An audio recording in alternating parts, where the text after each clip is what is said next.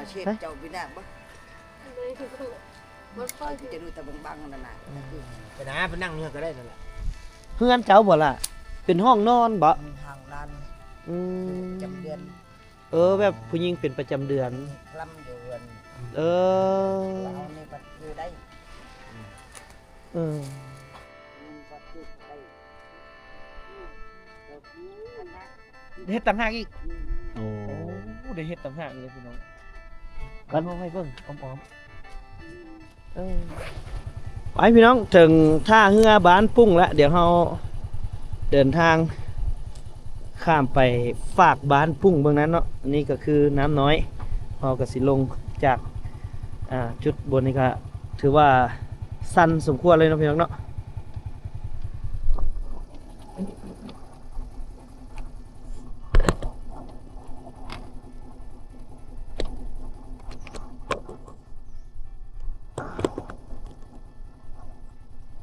เอาตั้งท่าได้แล้วบ้านนี้ตั้งท่าได้แล้วก็ต้องไป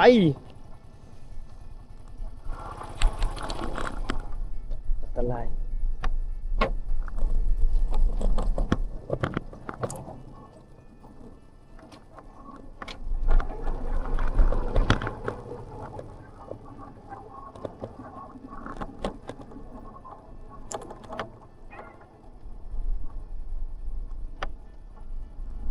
เอาไปทางใหม่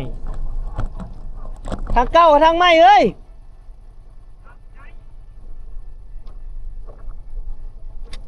โอ้ยลงทางใหม่เอาตู่ยาน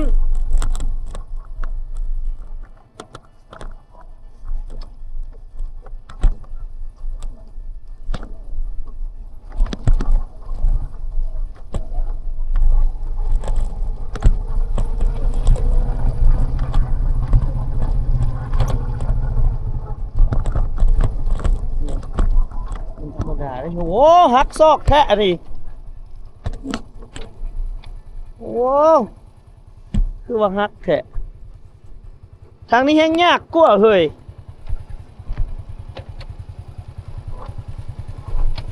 เรียบร้อยเลี้ยวบุบิดเอ้าโอ้โห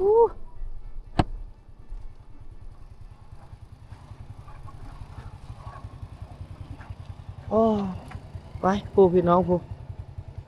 กำลังเดินทางมา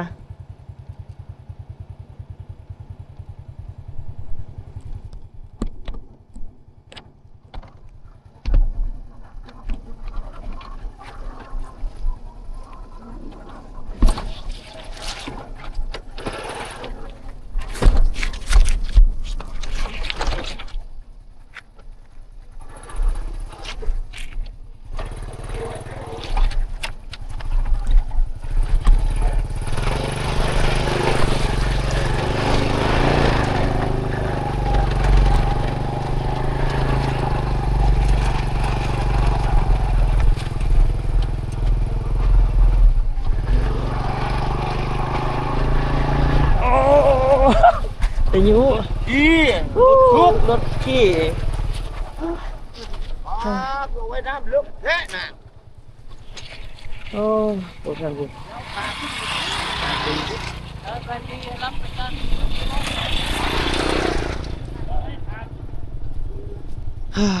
เอาเดี๋ยวถ้าเขาข้ามไปพุ่นพี่น้อง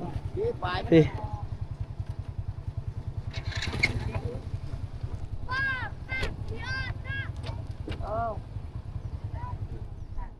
คือบ่ให้พุ่นไปเก็บเอาฉันเงินก็บ่ให้เขา ยังได้แบกอันนี้มาไปมุ่งเฮือนบ่โอ้เอามาแต่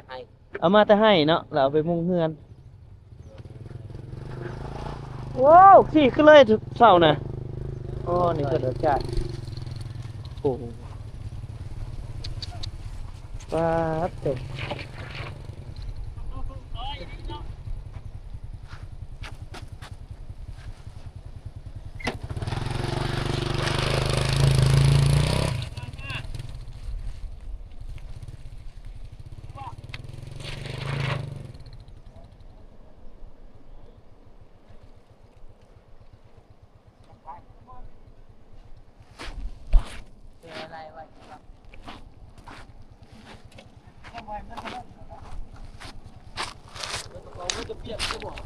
Stop. No. เอ้า No. No. เอ้าสต็อปแล้วไปเอาเงินกับจะคนมากินนี่ล่ะคนเด้คนเขาเจ้าบ่ได้อันเอาบ่ได้เจ้าเอาแต่รถจักรอืม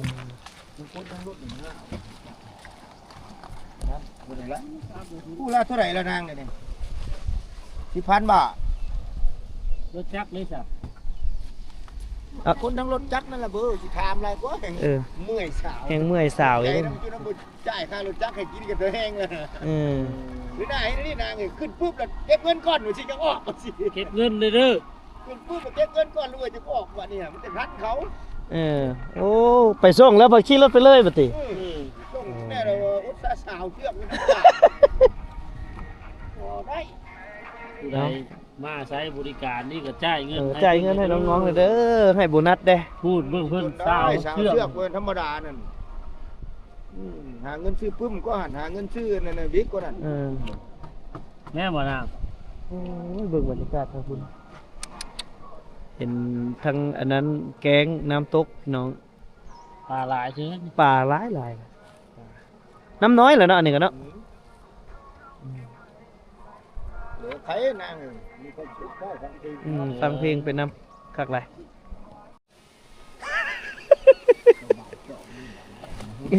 บูฮูเนี่ยสิว่าเนาะนั่น บรรยายเอ้ยตื่นต่อตื่นต่อ ตึบ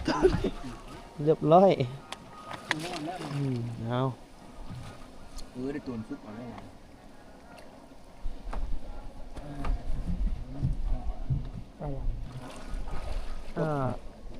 10 yeah. Only more percent. 3 more percent. เขตวังสมุทรห้ามช่วงเพื่อ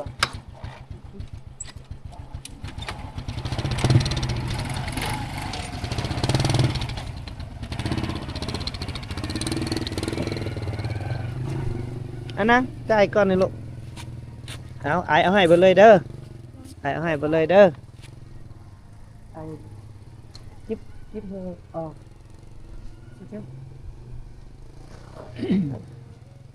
เอาพี่น้องเอ้ยเฮาปกตินี่เฮาจะจ่าย30,000แต่ว่ามีคันรถจักรคันหนึงเขาเจ้าบ่ให้แม่นบ่เมื่อกี้นี่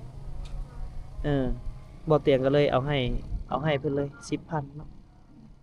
เป็น40,000กีบพี่น้องซื้อหยังอีล่ะซื้อหยังน้องซื้อหยังรัดดาเฮียนจบห้องใดก่อนปอหยังป.5แล้วออกเอาออกแล้วไอเตียงคำเด้อ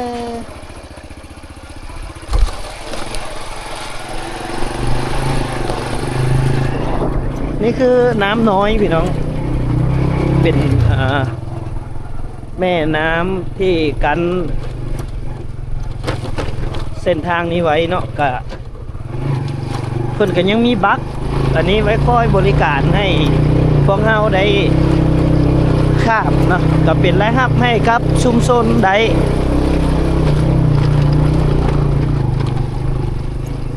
นี่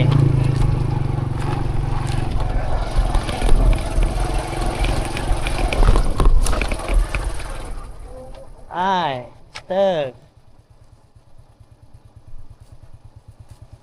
โอ้มาตกเอาน้ำเย็นนะ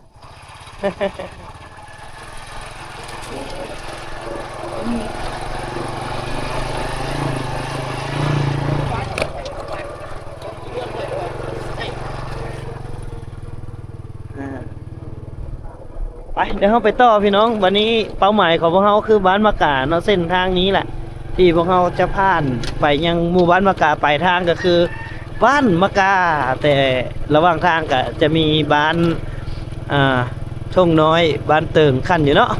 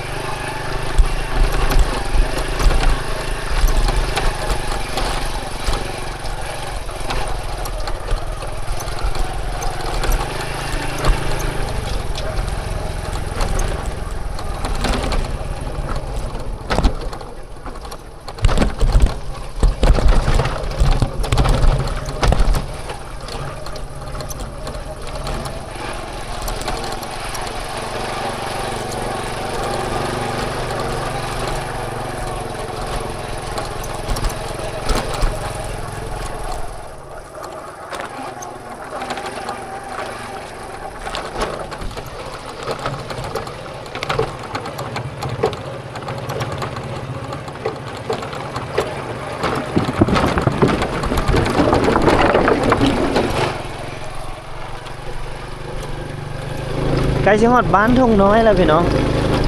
บ้านทุ่งน้อยบ้านเติงแล้วก็ไปสู่มะกาเนาะแต่ว่าอากาศมาฮอดจุดนี้นี่รู้สึกว่าจะมีเม็ดฝนน้อยๆฝนน่าจะตกแต่ว่ามีแดดอยู่เลยแต่มีฝนแบบโปรยๆเนาะขี้ฝุ่นก็สิบ่มีเพราะว่ามันได้รับความสุ่มจากอายฝน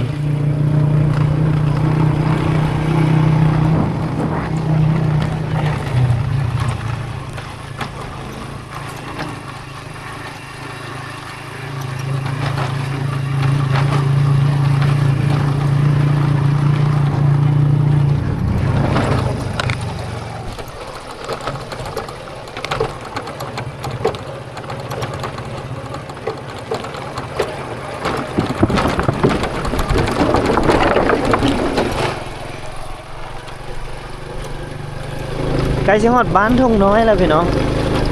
บ้านทุ่งน้อยบ้านเติงแล้วก็ไปสู่มะกาเนาะแต่ว่าอากาศมาฮอดจุดนี้นี่รู้สึกว่าจะมีเม็ดฝนน้อยๆฝนน่าจะตกแต่ว่ามีแดดอยู่เลยแต่มีฝนแบบโปรยๆเนาะขี้ฝุ่นก็สิบ่มีเพราะว่ามันได้รับความสุ่มจากอายฝน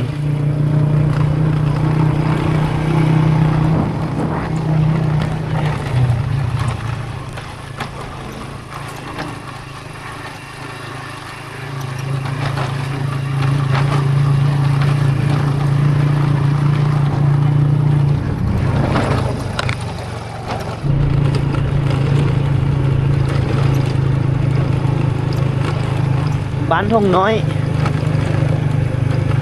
ฮอดบ้านทงน้อยเลยพี่น้องเส้นทางก็ถือว่า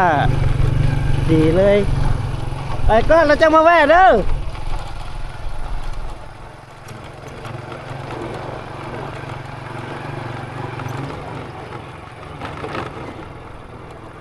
บ้านทงน้อยพี่น้อง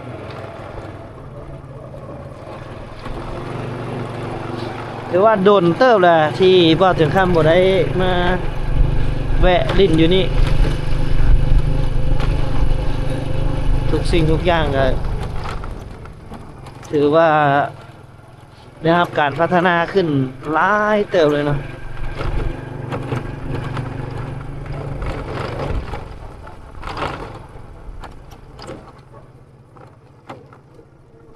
ไปคุดหยังมา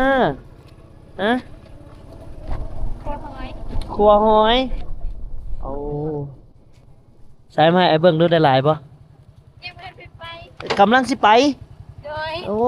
ยว่าสิกินต้มหอยคักๆครบเหรอ หอยหอยมึงไปแล้ว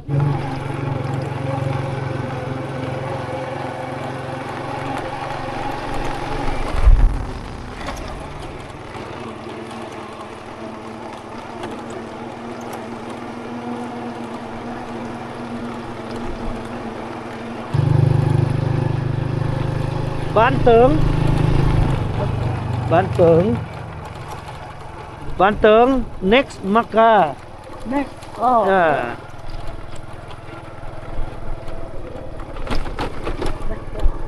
yeah บ้านเติงพี่น้อง มะกามีค yeah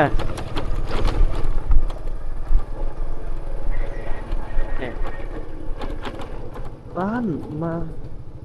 บ้านเติง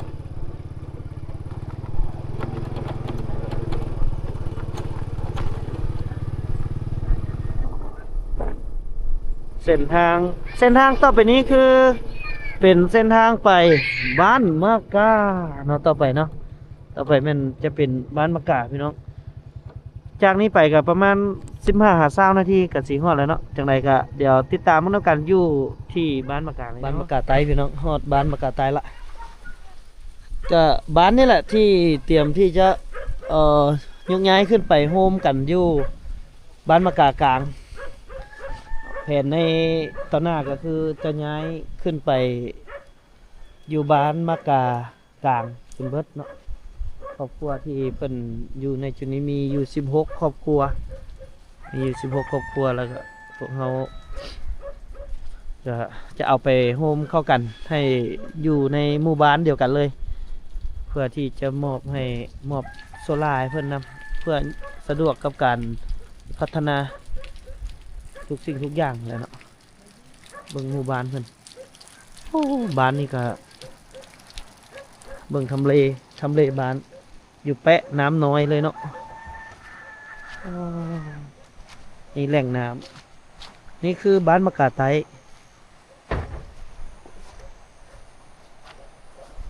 โอ้น้ำนี่ไหลสะคาดเลยน้ำ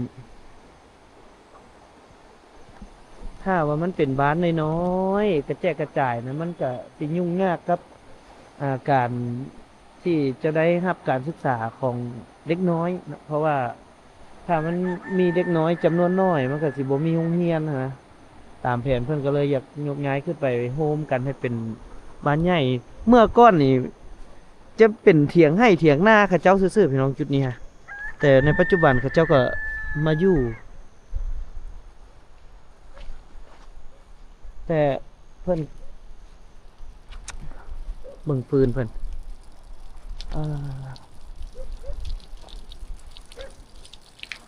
บ้านมะกาเจ้ายังใส่โซล่าเนาะใส่โซล่าอยู่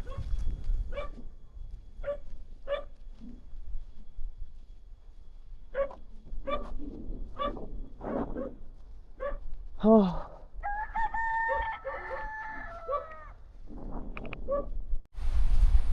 ว้ามืดฝนมาแล้วพูบ้านมะกานี่บ่แปลกเลยมีฝนฤดูนี้นี่มีฝนตลอดเลยล่ะบรรยากาศดีแฮงอยู่เขตชนบทบสิกะทีเนาะนี่ก็เพิ่นกันน่าจะย้ายแล้วนี่เพิ่นน่าจะย้ายขึ้นละอันเอาเหือแล้ว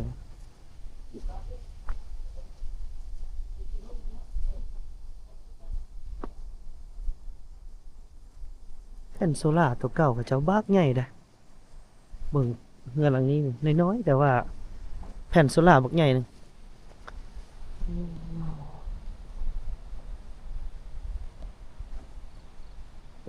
เพราะนี่คือบ้านมะกาพี่น้องบ้านตัวเริ่มต้นจุดไฮไลท์ของพวกเราอยู่ที่บ้านมะกาเหนือเนาะบ้านมะกาเหนือนี่ถือว่าเป็นบ้านที่เบาเตียงอยากนำเสนอเลยแล้วกับเป็นบ้านที่เบาเตียงยังบ่ทันได้เคยถ่ายจักเทื่อเนาะบ้านมะกาเหนือ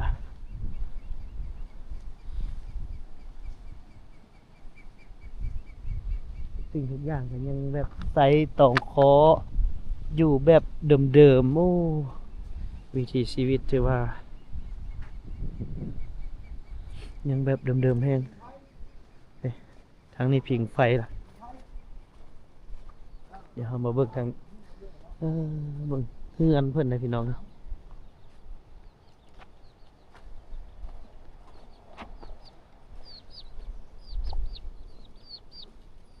เฮือนเพิ่นมีคนอยู่แต่เจ้านี้หนาวเนาะหนาวแล้วหิงไฟมื้อใดขึ้นไปอยู่พุ่นปีนี้เนาะเฮาเอาแผ่นโซล่ามาให้เป็นดอกไฟถ้าเจ้าย้ายขึ้นไปพุ่นเฮาเอาให้อยู่พุ่นเลยมื้อนี้สิเอามาให้มื้อนี้พาเดี๋ยวขึ้นไปโฮมกันลูกหลานจังได้เฮียนเนาะ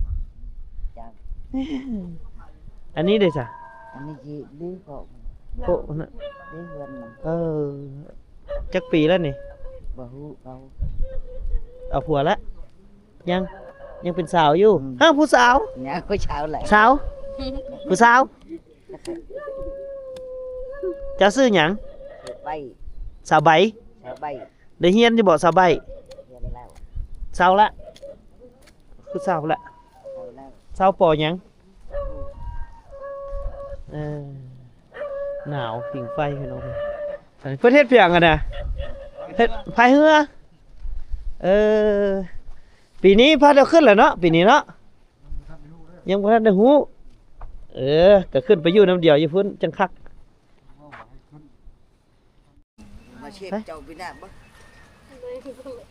บนพ่อ จะดูแต่บังๆนั่นน่ะ ไปนะไปนั่งเนี่ยก็ได้นั่นแหละ เฮือนเจ้าบ่ล่ะเป็นห้องนอนบ่ ห่างนั้น อืม ประจำเดือน แบบผู้หญิงเป็นประจำเดือน คลำอยู่เรือน เออ เรานี่ปัดอยู่ได้ เออ อันนี้เหรอห้องนอนผู้นี้เนาะ เป็นห้องนอนเพิ่นได ห้องนอนเพิ่น แม่มาถามมาไกลๆหน่อยแม่แม่อันให้เบิ่งได้บ่บ่เพิ่นบ่ให้ บ้า เบิ่ น ง นั้นมัน บ่นอนเพิ่นได้เป็นบ่นอนเนาะ ลูกเจ้าบ่หันแม่ ลูกนั่งนั่น เออ น้องชาย คันเพิ่นบ่อนุญาตก็เบิ่งบ่ได้เนาะ เบิ่ง หลาน ด้านเอาบ่แม่นไผอยากไปเปิดแล้วไปเปิดได้พี่น้องอันเฮือนหลังน้อยๆนี่ กินหมูแท้ไดเออพิษแล้วแม่นกินหมูได้เด้อโพฮะอยู่โพเหล่ากระดาษพาเหล่าอันนั้นอยู่พุ่นน่ะ มันอยู่บ่ได้ แม่นคืออันนี้อธิบายให้พี่น้องฟังเนาะตามความเชื่อฮีตของประเพณีเพิ่นแหละเพิ่นปลุกไว้ให้ผู้หญิงแบบว่า เงินในๆมันประจำเดือน แบบว่าทุกคนที่เป็นประจำเดือนต้องได้มาอยู่จุดนี้บอกว่าจะเป็นผู้หญิงนะแม่ลูกถ้าว่าเขาเจ้ามีลูกสาวหลายๆคนนี่เขาเจ้าสิปลุกอ้อมเฮือนพ่อแม่เขาเจ้าเลย มี5 คนก็แม่น5หลังผู้หญิง5 คนก็คือ5หลังเนาะแต่อันนี้นี่มันสิเป็นบ่อนนอนเขาเจ้าถ้าว่าเขาเจ้าบ่อนุญาตนี่ก็ว่าบ่ได้เนาะนี่เพิ่นคลำแล้วก็เพิ่นถือก็คือถ้าว่าผู้หญิงเป็นประจำเดือนถ้าว่าอยู่เฮือนใหญ่จะผิดผีแล้วก็อีกอย่างหนึงคือ เวลาเกิดลูกนะแม่เนาะเวลาเกิดลูกผู้หญิงเกิดลูกอ่ะ แม่น บ่แม่นเนาะตัวนี้เนาะ นิ่งก็จุดบ่ได้ทางนั้น เฮ็ดต่างหากอีก โอ้ โอ้ได้เฮ็ดต่างหากอีกเลยพี่น้อง กั กัน นเอาให้เบิ่งอ้อมใช้กันไดชะนาง นี่อันใด อันนี้ เหยียบนี่ขึ้นเลยเพิ่นมาปลุกตูบไว้พี่น้องตูบของแม่ยิงเพื่อนของแม่ยิงโอ้หลังใด มีหลายอยู่ โอ้ยังมีเสือยังมีอีกได้พี่น้องอยู่จุดนั้นอีกได้ สังเกตเบิ่ง ฮะ สังเกตเบิ่งฝุ่นนี่นี่พี่น้อง มันบ่ทันรู้ปาก เอาขอบใจเด้อไปเดี๋ยวเฮามาเบิ่งทางนี้ตึ้มอันนี้บ่แม่นบ่แม่นขอไก่เฮ้ย ถ่ายเอาแล้วหุ่นพลอยให้มาดิ โอ้มาแล้ว ถ่ายเอาแล้วหุ่นพลอยนะ สบายดีเด้อ ขยะนะ โอ้พยางมาโอ้นี่ก็อันนี้ก็อีกตุกหนึ่งอันนี้เป็นเพื่อนของลูกสาวเขาเจ้าปลุกให้อยู่ นี่ก็ไม่ได้นี่ จักหลังอยู่นี่3บ่ 3หลังเพิ่นได้นี่1 2 3 เออ เรื่องแต่เต่าไฟก็อยู่นี่เลย เตาไฟเลย เราไปสั่ง มนู้นนี่นอนนี่ได้พี่น้องมีเคียงมีหม้อมีถ้วยนะ แม่นบ่ นี่ แต่ว่าบัดอันนั้นพุ่นบัดเวลาเขาเจ้าเป็นประจำเดือน แล้วเขาเจ้าสิมาอยู่นี่ แล้วเขาเจ้าก็สิแปลงให้ไหมเนาะ นอนเลยนะ บัดนั้นก็แปลงไหมเนาะพ่อเนาะจักคนพ่ออยู่เฮือนเฮา3บ่ลูกสาวได้โอ้ ห้องน้อยๆมาพี่นอนหลังไฟที่บ่ ดังไฟพิงนี้เลย เด้มึงเต่าไฟนี่ อ๋อ เต่าไฟ โอ้แสดงว่าถ้าผู้ใดมีลูกสาวที่ว่า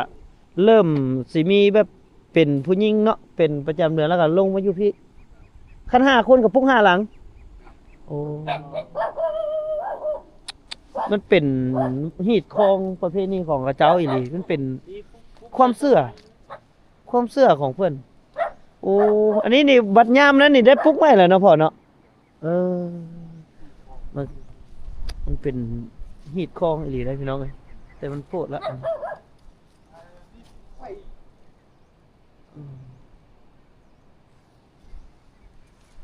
อู้ยังหลายหลังถือว่าอยู่มะกาไต้หรือว่าพระราชนี่ถือว่าอันยังหลายอีหลีเนาะยังหลายอยู่บ้านมะกากลางหันก็สิยังมีอยู่จำนวนหนึงเนาะแต่ว่าบ้านนี่ก็มันอยู่ไกลน้ำน้อยนะ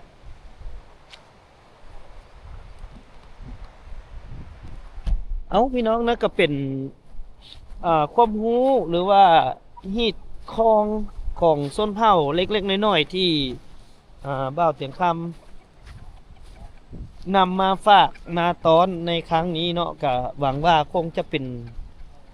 ข้อมูลข่าวสารหรือว่าฮีตคองที่มีประโยชน์เนาะแล้วก็เป็นฮีตคองที่เก่าแก่ดังเดิมเนาะบางครอบครัวเพิ่นก็ปะไปแล้วความเชื่อตัวนี้แต่ก็ยังมีบางครอบครัวที่เพิ่นก็ยังเชื่อยังถืออยู่ก็บ่ว่ากันนะพี่น้องความเชื่อความถือแต่ละชนเผ่าแต่ละท้องถิ่น